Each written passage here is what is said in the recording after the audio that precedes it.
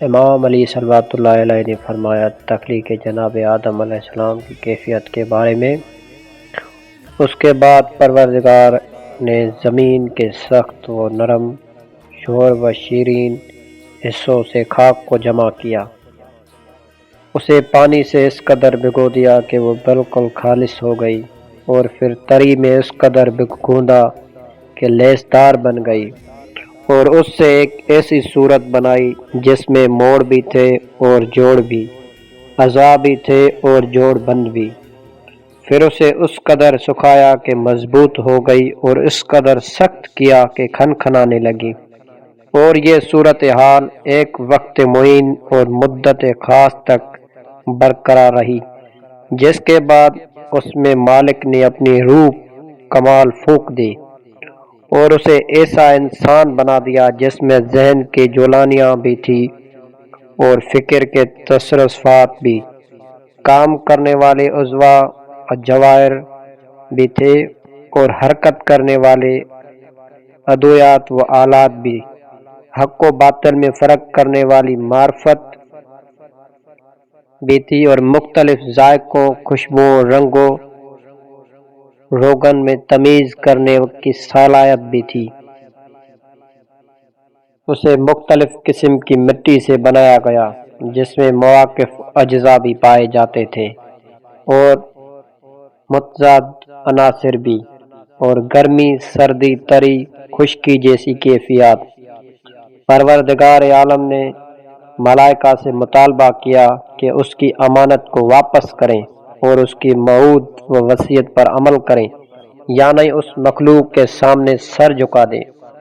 اس کی کرامت کا اقرار کر لیں۔ چنانچہ اس نے صاف صاف اعلان کر دیا کہ آدم کو سجدہ کرو، اور سب نے سجدہ کر لیا سوائے ابلیس کے۔ اسے تعصب نے گھیر لیا اور بدبختی غالب آ گئی۔ اس نے آگ کی خلقت کو عزت ترجیح دی اور خاک کی خلقت کو ذلت قرار دے دیا، مگر پروردگار عالم نے اسے غضب الہی کے مکمل استحقاق و آزمائش کی تکمیل اور اپنے وعدہ کو پورا کرنے کے لیے یہ کہہ کر مہلت دے دی کہ تجھے روز وقت معلوم تک کے لیے مہلت دی جا رہی ہے۔ اس کے بعد پروردگار عالم نے آدم کو ایک ایسے گھر میں ساکن کر دیا جہاں کی زندگی خوشگوار اور مامون و محفوظ تھی۔ پھر انہیں ابلیس اور اس کی عداوت سے بھی باخبر کر دیا، لیکن دشمن نے ان کے جنت قیام اور نیک بندوں کی رفاقت سے جل کر انہیں دھوکہ دے دیا، اور انہوں نے بھی اپنے یقین کو محکم کو شک اور عزم مستقیم کو کمزوری کے ہاتھوں فروخت کر دیا۔ اس طرح مسرت کے بدلے خوف کو لے لیا، اور ابلیس کے کہنے میں آ کر ندامت کا سامان فراہم کر لیا۔ پھر پروردگار نے ان کے لیے توبہ کا سامان فراہم کر دیا اور اپنے کلمات رحمت کی تلقین کر دی،